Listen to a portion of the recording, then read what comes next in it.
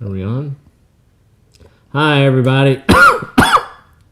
Thanks for joining us. I'm sort of here. Miranda's all here. I'm just sort of here. I don't know, last 2 days, I just hadn't felt that great. Kind of weird, you know? I think it's the Texas summer and the humidity that Aspen loves. Just wreaks havoc with my system.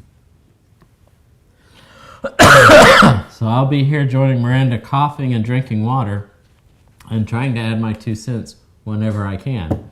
But hopefully everyone's feeling a little better than I am today. But we are here. Yes. And why are we here? Because Miranda she's got an illness, a sickness, and we pray for her that you have to do this no matter what. No, that's the not end true. of the world would be happening, and Miranda would be like, just hang on, we're going to do that, and then we'll be right there. That's It's not really how it is. It's not really, but she's far more dedicated than I am, which is actually a good thing. You started this, not this, but really the I'm going to do this no matter what started back in Maryland, I think, when you were going to journal every day for a while. Oh, yeah, that's right. I remember that. Brett used to tell me real writers write every day. And I would think, well, I'm not a real writer, so I don't have to write every day. And then, one day I was like, it was the beginning of the year, and I thought, well, I'm going to be a real writer. Mm-hmm. And I committed to writing every day for 1 year, and I did. And I created a blog, and so I wrote a devotional post every day. Mm-hmm. And it didn't matter where we were at. Sometimes we didn't even have internet. Mm-mm. But went ahead and wrote it and got it posted. And I never said anything, but I kept waiting for the day where she was going to skip. And I was going to point out, you realized you skipped yesterday. And it never happened. Never that I saw anyway. I was actually very impressed. I really was. You were like, wow, I couldn't do that. I'm too, today's an exception. It's a day off. Yay, you know. Yeah, I'm usually like that, but I stuck with that one.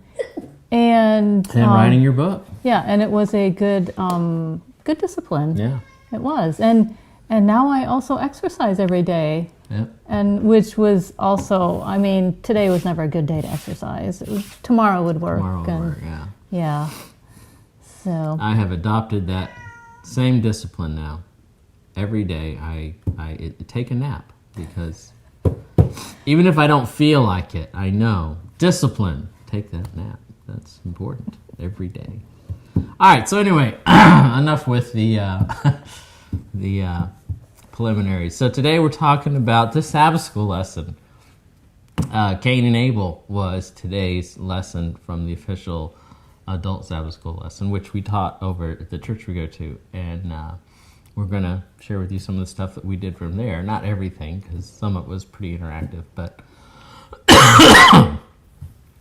there was a lot of interesting stuff, throughout the whole lesson, and some of it we didn't get to over there that we'll get to here, but Cain and Abel is quite one of the Bible stories that a lot of us can relate to. If you have siblings, especially older siblings and stuff, we can all relate to Cain and Abel.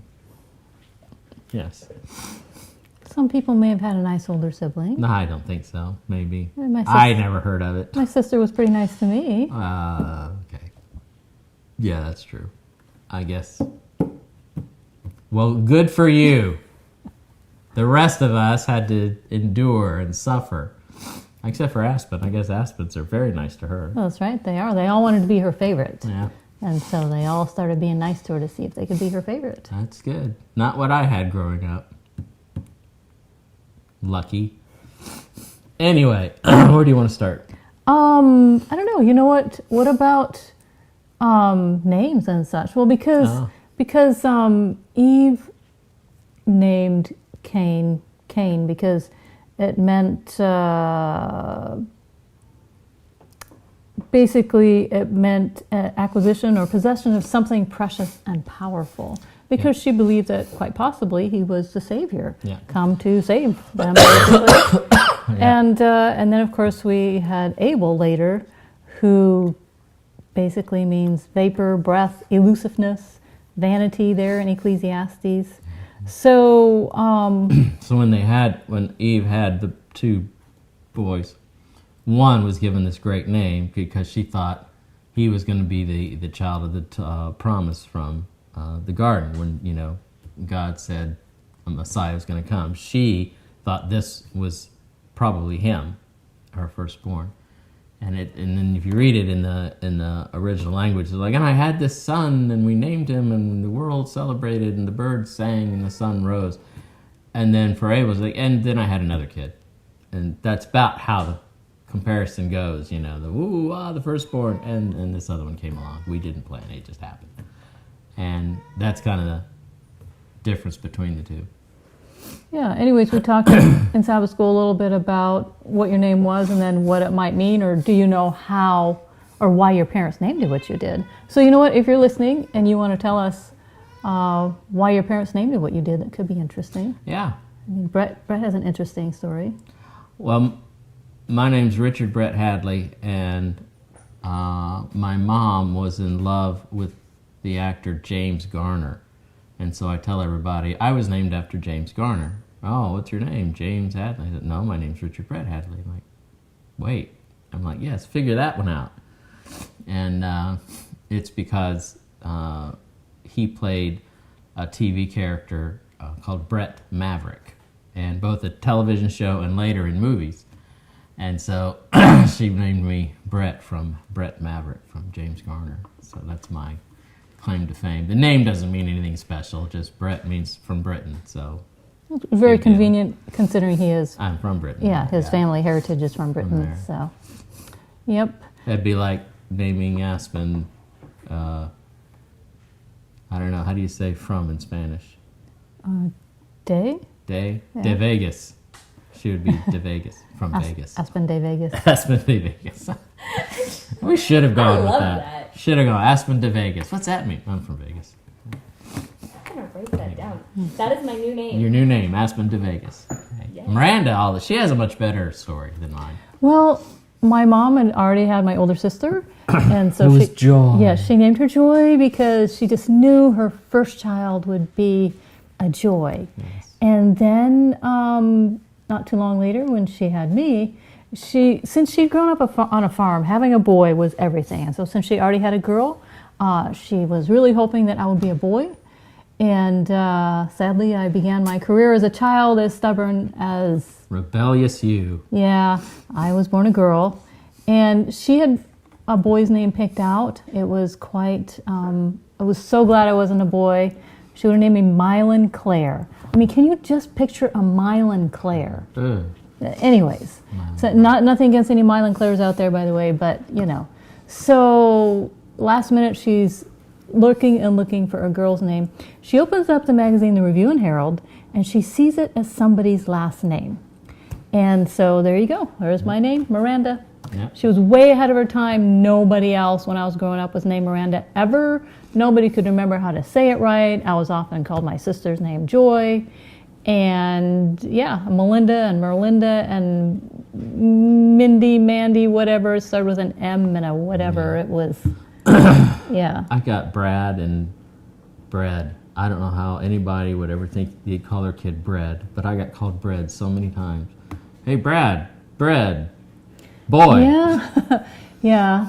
Honestly, I would forget his name was Brett when we first met too, and I think I couldn't remember. I was like, oh, was his name Brad? Or what was the other one? There was a couple times I think I remember thinking Mindy. No, Mandy. Mandy. Because I did get Moran, but I got it to Mandy before I actually met you. Because Doug and then would tell me, and I was like, "Is it Mandy?" Yeah. But Yeah. then Miranda stuck with me because it was so unique. Yeah, and I probably when I was in my 20s or so, people would say, "Oh, I love that name. I want to name my kid that." And so every now and again in the grocery store, I would hear some young woman calling her baby Miranda. But it was rare, twice actually, I think. So, yep. But that's a lot in a name, kind of like, especially in the Bible times, names meant a lot, and they were chosen carefully, and carved on staffs. And I mean, they were huge. It was important. Yeah, I'm not sure mine was chosen. Well, it was chosen carefully to an extent, in case she had a girl. But anyways, when you look it up, it means beautiful and to be admired. And I just like to think of myself as, when God was thinking about me and created me, that to him I am just ultimately beautiful. And he loves to admire me because he loves to admire all of his created works. And so, yeah. And me, he's like, I think he's over in Britain somewhere. We lost track of him. He's in Britain, I think. That's what happens. But Aspen, they know right where Aspen is. God's. Oh yeah, she's in Vegas. That's right. Hopefully not. Hopefully not. That's true. Yep. Aspen, get me some tissue. So anyway, but that was a big deal, and I don't know. I was trying to relate it to the Bible story to what we go through because I was the third born in my family, and so my brother was the firstborn, and there's always that the firstborn is honored and revered and whatever. And that's what happened with Cain. Cain was much more revered because they thought he might actually be the Messiah. Mm-hmm. Yeah, I mean, how would you treat, one of your kids who you thought might be the Messiah? I mean, that's pretty intense. And if you go to the story of Cain and Abel, it's easy to get very judgmental on Cain about, being jealous of his brother and killing his brother and all this stuff. But as you see, as we go through it, bear that in mind, that from birth, he was treated as though he was the Messiah. He was Jesus. He was the one that was going to save the world. And think what that does to you growing up, especially when you're not the Messiah. And, what that had to do. Interestingly, before we started, I was looking for pictures, to use for the broadcast. Mm-hmm. And I ran across a play, Cain and Abel play, written by the Jewish scholars. Oh, mm-hmm. And it did a lot of what we were talking about. It had look inside, so I was looking inside. It had the thing about, consider the psychological makeup he had from his family, being firstborn, being something, take that and consider it. And they'd put it into a trial, like Cain was on trial and he was defending himself, mm-hmm. And it was interesting because it made a lot of the points we made today. Yeah. You have 2 comments. Oh, 2 comments. We have comments. And now we go to the comments. Aspen. First comment is from Leigh Bradley. Leigh Bradley's comment is? Allergies, Brett? Question mark.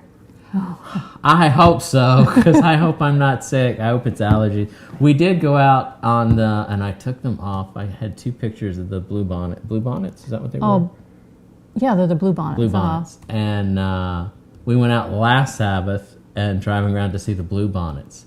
Hopefully I'm not allergic to blue bonnets because they were really pretty. Yes, and for those of you who don't know, and I didn't know until we went to see them, there was whole fields of them, and we stepped out of the car and we were just hit with the perfume of the blue bonnets. It's really pretty. Big thing in Texas, I guess. Mm-hmm. So, but hopefully it's just allergies. But thanks for asking. I hope it's just allergies. I'm sitting a little close if he's sick. Yeah. And the other comment was from Grandma Kathy. Oh, hey, Grandma Kathy. And she said, "Be glad that she didn't name you Maverick." I know. All right, so, and my dad would tell me this. So I was almost Brett Maverick Hadley, and Dad said no to the Maverick. So thank you, Father, for stepping in and saving me from that utter fate of where I'm sure I would have been beaten severely in grade school and high school because I was a Brett Maverick Hadley. I mean, if I were a boy, we would have probably been the 2 nerds together, just being beat up. Because, I mean, what else happens to a Mylan Claire? Right? Yeah, Mylan Claire. Yeah. We're going to beat up Mylan Claire. Wait, hang on. Go get that Brett Maverick. We'll get 2 at 1. Yeah. 2 for 1 deal there. So Dad actually saved me from that fate, Kathy. There you go. Oh, man, I'm going to have to get more water. But anyway, so yes, stay tuned, Kathy. I'm going to be talking about how Craig used to mercilessly beat me. So coming up soon. So anyway, you got Cain and Abel. And, all right, we talked about the two sacrifices. Yeah. And basically, so you have Abel who brought exactly what God asked him to. Right. And he brought the lamb and the fruit and vegetable offering. And in essence, basically, because he did that, he was also bringing his whole heart, because he was living out the words that Jesus had told him to do. And then, of course, we have Cain, who's just blowing by that, basically, and he's like, well, I'm just going to bring some fruit and it's all good. He didn't bring any of his heart to Jesus there. Right. He didn't sacrifice himself. He just lived for himself. Yeah, and the difference, when you look at it in practicality, Abel, in the sacrifice, he went into it as an act of worship. And Cain did not. Cain did it as an act of something I have to do. Abel was actually worshiping. And again, going back to Cain maybe feeling, he's the Messiah, why does he even have to do this? So the attitude was completely different. And that's why Abel's was accepted, because Abel was worshiping and Cain was not. Yeah, and there's a verse there. The story is found in Genesis 4, verse 6 and 7. Then the Lord said to Cain, why are you angry? Why is your face downcast? If you do what is right, will you not be cheerful? But if you do not do what is right, then sin is crouching at your door, and such. So basically, Abel had joy and peace in his relationship with God. Cain, on the other hand, did not, because God's standing right there telling him, you know what, just be cheerful. Yeah. Do what I tell you to, and you will be cheerful too. And so basically, we've talked about the circle of peace before, where peace gives us strength, and strength gives us victory, and victory gives us joy. And joy and peace, of course, go walking hand in hand together. And of course, we can, that circle works the other way as well. So you got joy, which Abel would have had in his relationship with God. So he had joy in that relationship. And that gave him victory over sin, because God gives us that victory over sin. And then the victory, of course, over sin gives us more strength in our relationship with God. It increases our faith when we see how God works in our lives for us. And then that strengthening of our relationship gives us peace in our relationship with God. And once again, peace and joy walk hand in hand. And so there you have, that's how it worked for Abel. On the other hand, for Cain, he certainly wanted peace and joy, but he used his own strength to kill Abel, and it gave him momentary victory, but it didn't give him peace and joy at all. Yeah, and so I like that where Abel was walking around with joy and peace and victory and strength, and Cain more had grumble, disappointment, anger, and it would circle itself and cycle and grow as well, which is what happened by the time they got to the meadow, where he said, let's go to the meadow and talk. Which, by the way, I learned at a young age. Whenever Craig was mad at me and he'd say, hey, let's go outside and talk it over. Never a good thing to do. Always bad things happen whenever you're separated from the parents who can't rescue you from your older brother, who is now going to beat you and leave you outside. And that's what happened with Cain and Abel, and it just, one cycled with the peace and joy and vigor, the other cycled with the grumbling, complaining, and the anger, and he killed his brother. Yeah, and God tried to intervene on his behalf before Cain killed his brother. It's when God said, hey, you know what, stop being all gloomy about this and just do the right thing. And what I find very interesting is the text Matthew 5:4, where Jesus says, leave your gift there before the altar and go your way. First be reconciled to your brother, and then come and offer your gift. I was like, wow, that's pretty much what God was saying to Abel. The message was the same. Reconcile yourself to your brother. Yeah, to Cain. Yeah, Cain, go be at peace with your brother, and then let's come back. And being at peace with our brother is part of making peace with God, or being at peace with God. So what's interesting is as you look theologically, God of the Old Testament we say is Jesus of the New Testament. They're one and the same. And you got to wonder sometimes if Jesus wasn't thinking back to when he said things, like, was he thinking about Cain and Abel? I mean, could he recall that and go, Cain and Abel? It's like, go make it right with your brother first and then come back, you know.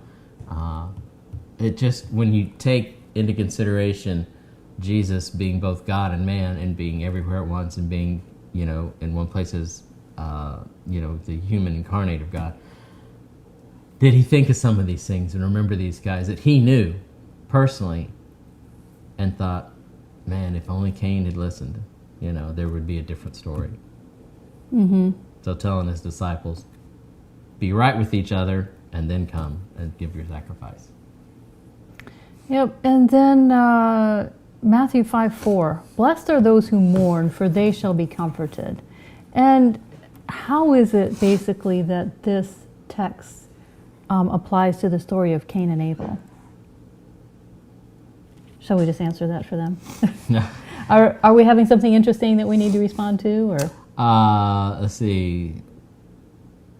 Lee Bradley says, regarding names, son, a gift of the Lord of honest value, daughter number 1, pure Christian, daughter number 2, girl consecrated to God, daughter number 1, pure Christian. And Lisa Bowler waved at us. Hi. We wave back, although I don't have the wave button here. This is a real wave. We got wave. Was that the two you were talking about, Aspen? Oh, okay, cool. So, yeah, thanks for your comments. Keep coming. Where were we? Yeah, blessed are those who mourn, for they shall be comforted. Right. For they shall be comforted.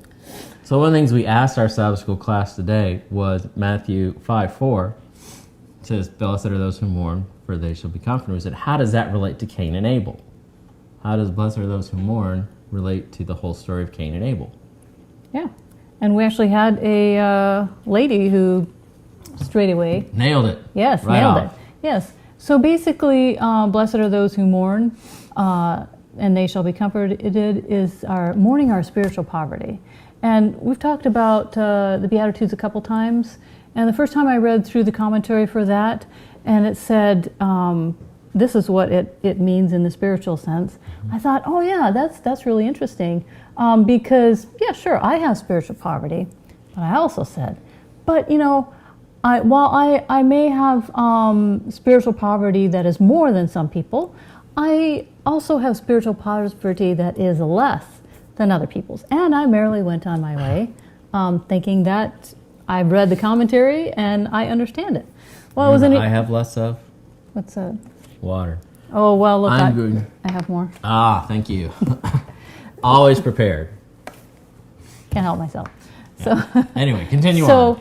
So I merrily went on my way thinking that I wasn't doing too terribly bad. Yes. So Isn't that so nice? She recognizes I have spiritual poverty, but I have less spiritual poverty than those people, or more than those people. yeah. So, anyways, and thinking I'm right the entire time, right? Well, I don't know. Any number of months later, somehow or other, we landed on the Beatitudes again, and you know, I'm reading the commentary again, and all of a sudden I realized that, you know what?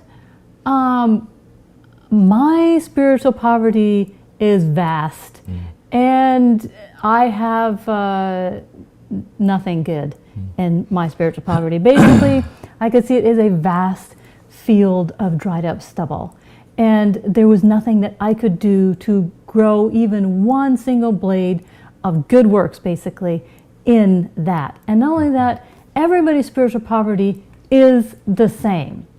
There is no more spiritual poverty or less spiritual poverty. Everybody's spiritual poverty is the same.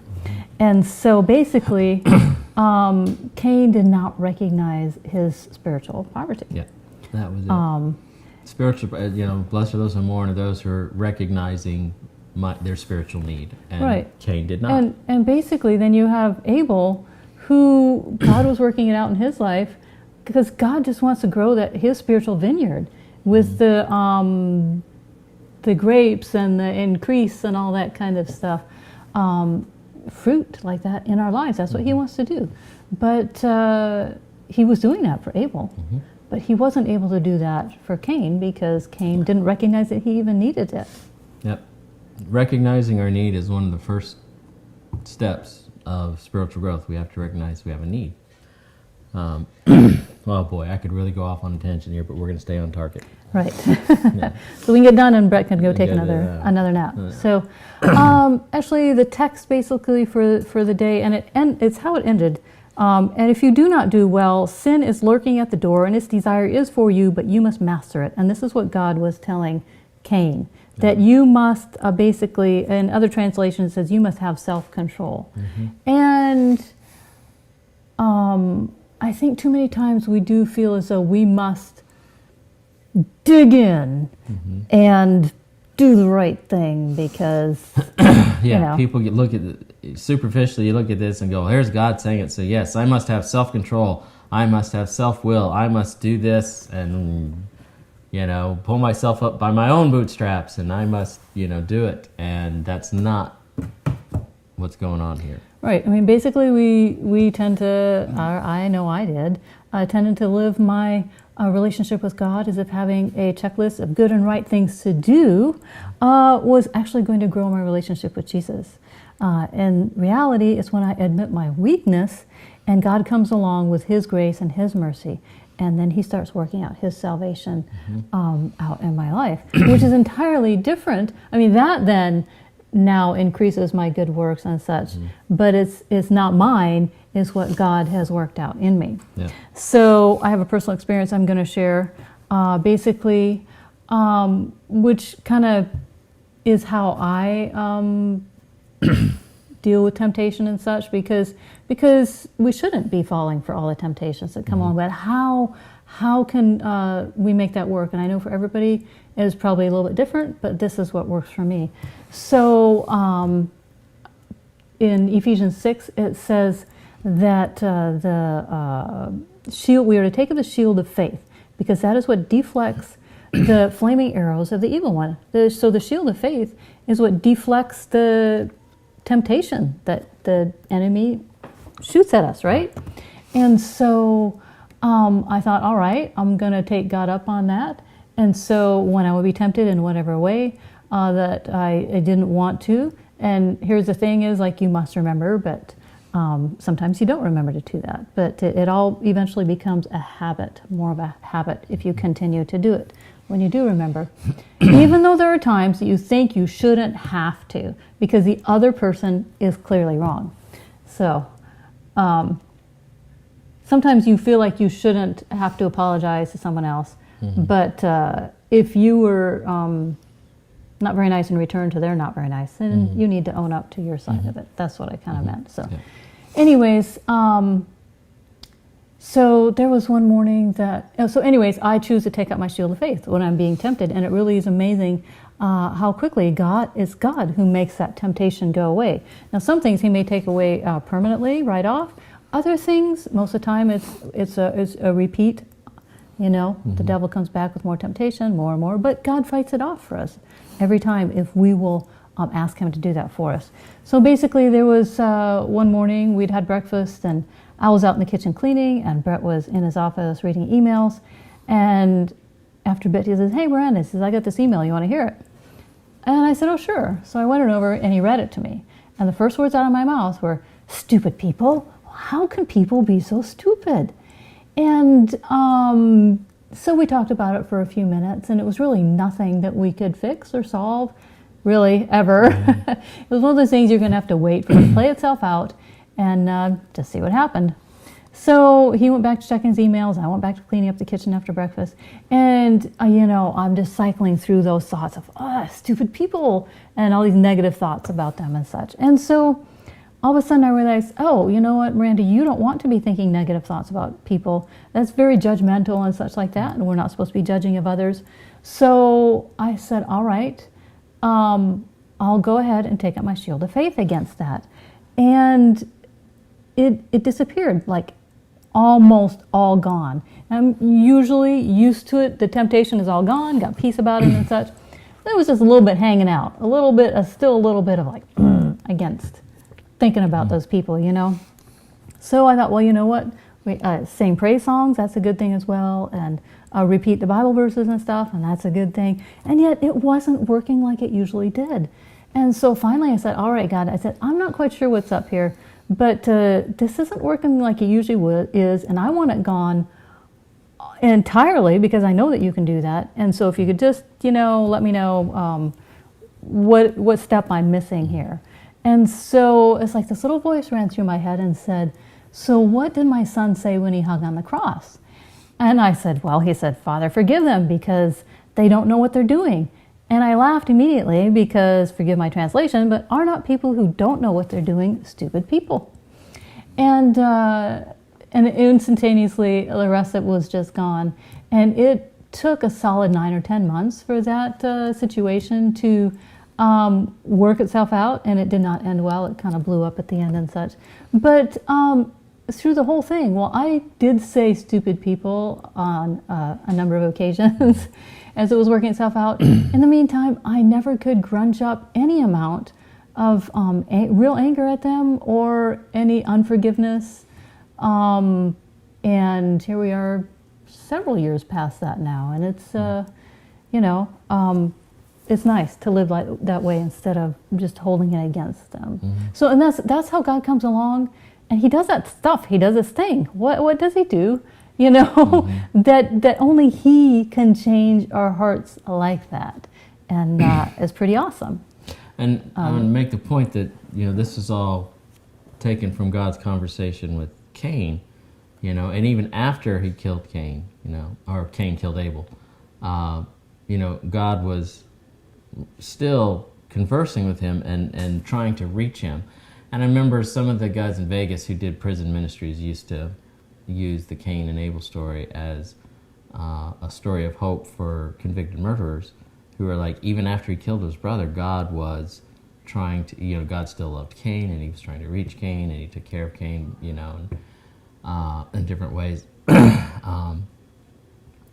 And he didn't just give up on him and destroy him because he killed his brother. And in that, conversation, he was like, when temptation's at your door, you have, self-control over it.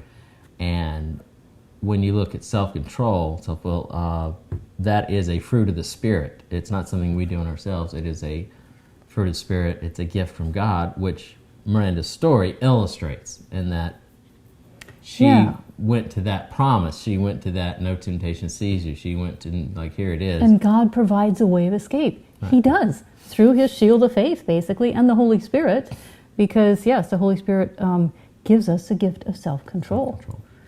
And that was, kind of what God was telling Cain, you have to bring not just your sacrifice, you have to bring everything to me, Right, and it's that relationship with Jesus, rather than choosing to be good for the sake of being good, it becomes like Joseph, who said, how can I do this great sin against God? And that's what your relationship with somebody does. Mm-hmm. Yeah. Yep. So that's what we talked about in Sabbath school today. Oh, yes. Are we going to talk about the question? Where's Abel, your brother? Oh, I don't know. How long have we gone? Oh, yeah, how long? 38 minutes? Oh, we should probably quit. Yeah, we should probably quit while we're ahead. Yeah, wrap up. And we could do more. I mean, let's do the rest of it next week. Sure. Because there's good stuff in here. Yeah. There's great ways this relates to naming, this relates to a bunch of other stuff. So we'll stop there in the story, and then we'll pick it up again next week. Yeah. Yes. It's a good story. So, all right. Thanks for joining us, and hopefully you're having a happy day. Those on the East Coast, look out. I hear severe weather coming your way if it's not already there. But the weather report says storms for us tomorrow and worse storms for people, east of Texas. Yeah, it's interesting. It seems like so many storms originate here. Yeah. And then move on all the way across the southeast over there. And get worse. And get worse as they go. And we're very fortunate in that for the most part, we're here and the storm starts here. Yeah. We do get some of it, but we're at the beginning of it, so it's generally not. Yeah, the worst part of it. Yeah, though we have gone to sit in the closet a couple times. Yeah. Yeah. So, with the you're kitties. probably not too bad because you're in Colorado. Although I hear it's gotten snow and cold up there, and then let's see, Kathy's in North Carolina, so they're supposed to get storms. And then I think Oh, and then in California. Yeah, Lisa, you're in California, so you're fine. Pull out the surfboard, go surfing. You're good. So, all right. So have a great